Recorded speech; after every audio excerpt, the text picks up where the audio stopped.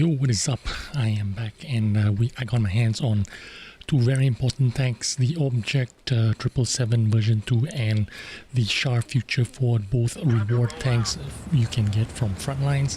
If you enjoy this video and here for the first time, please remember to subscribe and give this video a like. It helps out my channel a lot. Now, I wanted to do a first game reaction video review on these tanks. So this is actually not my first game, this is actually my second game, and that's because the first game ended up in a face roll 15-0 game on Redshire, so that didn't work out very well for me, so I decided to put in the second game instead. But this is basically a first game review. But anyway, here I am climbing up the hill on Malinovka. Is this Malinovka or Murvanka? Malinovka encounter.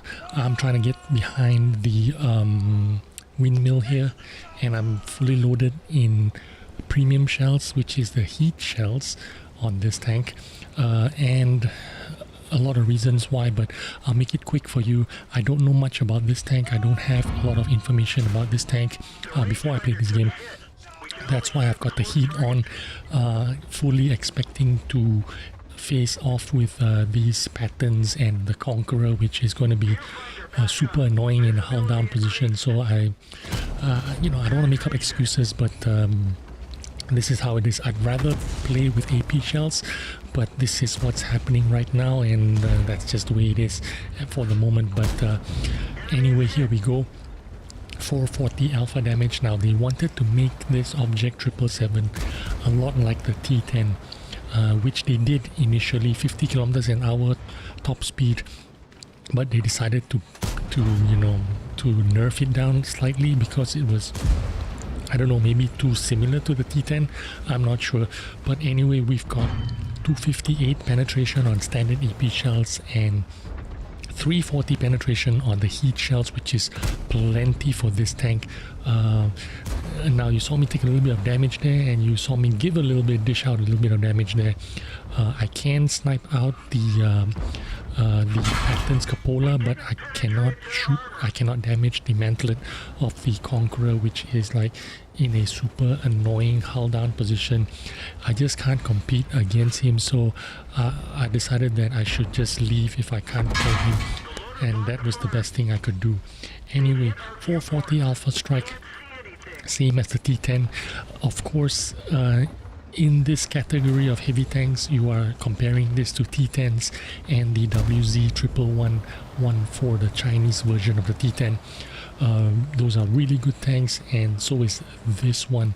Now, they recently just buffed the gun depression to an extra degree. It was supposed to be 5 degrees gun depression, but they gave it an extra 1 more degree, so now it's got 6 degrees gun depression, a little bit more workable. But basically, they reduced the forward speed from 50 to 40, so it is slightly slower than the T10, but it is a little bit more up armored compared to the T10. Also, T10 has 5 degrees gun depression. Now this thing has 6 degrees gun depression. If you're familiar with the T10 and WZ1114, it plays almost identical to them, except the mobility is not as great as a T10 or a WZ. Those guys are doing 50 kilometers an hour going forward, so it is not as mobile as those tanks, but it has a little bit more up armor on it. Now, I could have played this situation a little bit better. I could have forced this 430U earlier on by taking the left side of this rock and killing him off as quickly as possible, because he is the main threat in this position right now, and I should get rid of him as quickly as possible, which is exactly what I'm doing. But I could have done better here. I traded 1 for 1 here, and I don't think it was really worth it. I showed too much of my frontal there.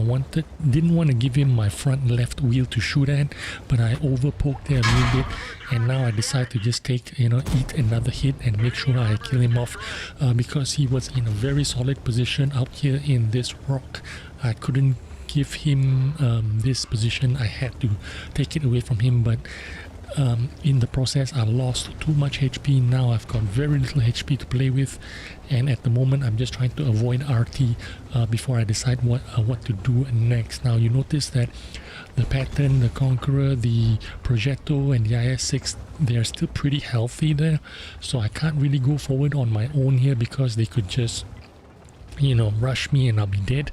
So what I want to do is actually wait here and see how the game unfolds before I decide what to do. Hopefully RT and some of those guys behind the windmill can take out some of their HP before I move in, and that's exactly what's happening right now. You can see their HP being withered down by our artillery and our friends at the top of the windmill. The Progetto is still super healthy, which means if I shoot him once he could rush me. So I don't know if I want to go forward, but there isn't much time going on here. And let me tell you about this game. This game was a loss right from the beginning. Why? If you look at our lineup, the enemy team has the EBR 75. It has a Burask on their team. They also have another light tank, which is the ELC Even 90. Now early on in the game, our ELC Even 90 sped up to their base and spotted most of them, and he did a good job doing that, but unfortunately he got himself killed, and we don't have any wheeled tanks in our team, and we don't have a Burask. We do have a standard B, but the enemy team has a lot of advantage on this kind of maps, and that is the real problem I have with this game right now is the way it is balanced, tank versus tank. On a map like this, and ELC Even is very important. Now we had one on our team as well, but we didn't have the EBR 75, and they used those light tanks with this high mobility and high camouflage to completely dominate our position. Now even though early on in the game we got almost 3/4 of this map, and the enemy team basically were just in the Alpha A line, basically on the red line, on the A line. The whole team was on the A line, and as our team pushed in from the south, all of them lost their HP. Now I'm having trouble trying to pen this IS-6. I've done over 3,000 damage and I've blocked over 3,000, which is on a normal day I'm doing pretty well for myself, and I'm pretty happy with that. I should have loaded the HE here and finished him off, but unfortunately I did not. But that wouldn't have made a difference because I wouldn't have been able to leave the hill anyway. This is basically the end of my game. There is still a Burask alive, the EBR 75 and the ELC Even 90 on the enemy team. Very important tanks there. They have the vision, they have the camouflage, they have the mobility. Basically the three things that you absolutely need, especially on wide open maps like this. I can't do anything about this anymore. This game is basically over for me, and I'm just fast forwarding this rest of the game to show you what has happened. Basically they're just going to sneak up behind me or sneak up in front of me and try to finish me off, which is exactly what they do. But nevertheless, this tank is actually quite a fun tank. Do you want this tank? Yes, you want this tank. It is quite fun. It is just as good as a T10 or a WZ1114. I can't compare it to a Conqueror, of course. It's a different kind of beast. Conqueror is like a hull down tank, 100% hull down tank, right? But anyway, the second tank, here we go. This is the Char Futur 4 Tier 9 medium auto-loading tank. Now this tank has a 4-clip auto-loader that reloads in 39 seconds, turns like a boat. You saw me there trying to avoid the rock. And now recently the Burask just introduced into the game. This is basically like a Burask in Tier 9 in the way it drives. Not the way it shoots, in the way it drives. It turns like a boat. You need to release your W key and turn the tank if you want to turn a little bit more sharply. Otherwise, if you hold down the W key and turn, it makes a huge circle. The speed 60 kilometers an hour going forward, not bad. 390 alpha on a 4-clip tank. The intra clip is 4 seconds every time you shoot, 4 seconds to fire the next shot. And here you see me snapshotting that guy there on the move. And now that is an indication of how good this gun is. 0.33 dispersion, it's pretty good. Gun depression 7.5, very workable around the ridges. I'd say it's pretty good. But again, 4-second intra clip on this 4-shot autoloader, which means this tank really doesn't play like an autoloader. I think the right way to play this tank is to play it like a tank that reloads every 4 seconds. That's the best way to do it, I think. Just think of it as a tank with a high DPM. Pretend it's high DPM, reloads every 4 seconds. And then after your 4 clips, wait for 39 seconds for your full clip reload, which is exactly what I'm doing here. Now you saw us lose the left side or the 1-2 line very early, but I decided to try and defend it best I can because I do have a little bit of support in the 1390 and the Lorraine. This guy thought that I was still reloading, decides to rush me and pays the price for it.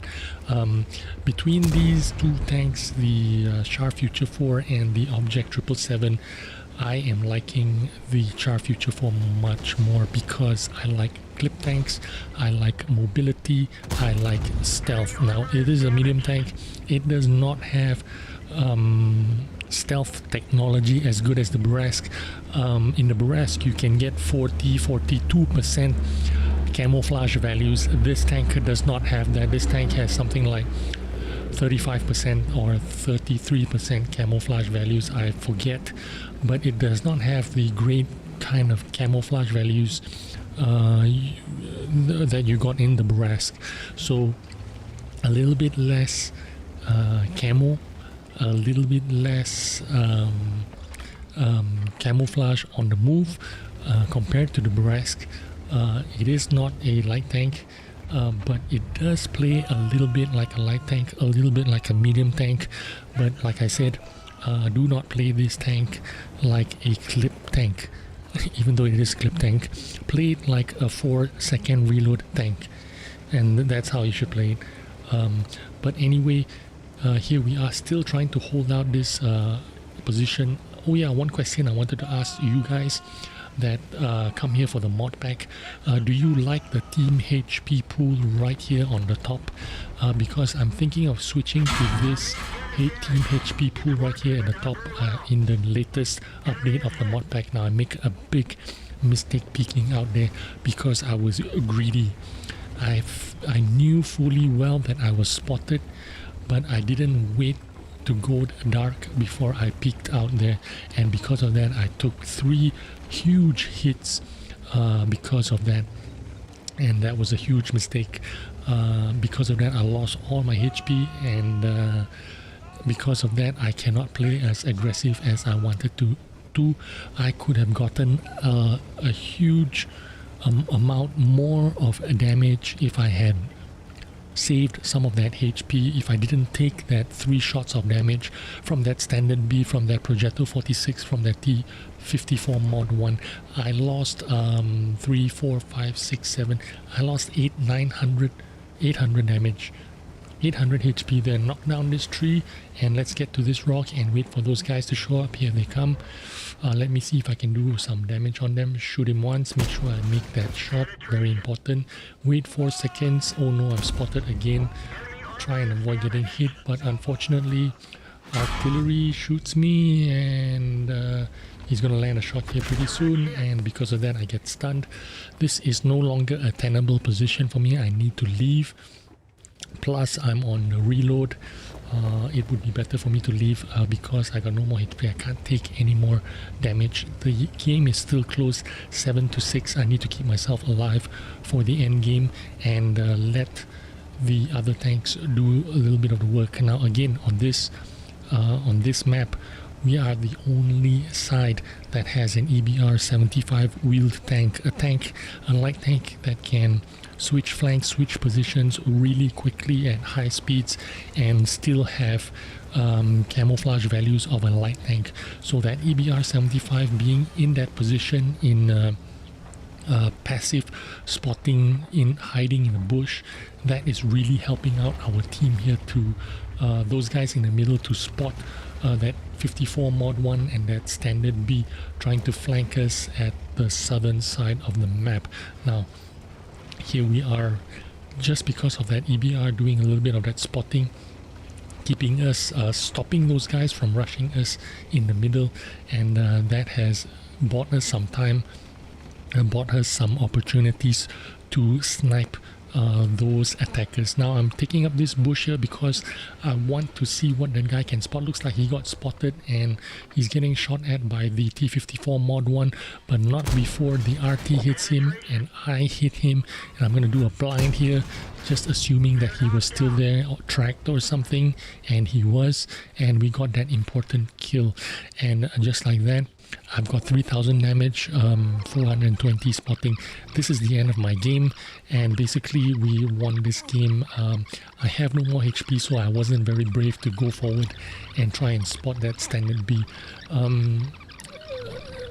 This is by far my favorite tank between these two tanks. The AE phase 1, the third reward tank, I already received that in the last episode of Frontlines 2019. So the only two tanks available right now would be the Char Futur 4 and the Object 777. So I'm gonna get the Char Futur 4 first, and that would be available to be in the earliest. It would be in May, after the 4th event of Frontlines is over. And there is the results of the 777. Didn't do any credit earning at all. These tanks do not have any kind of credit bonuses. You lose credits as opposed to make credits.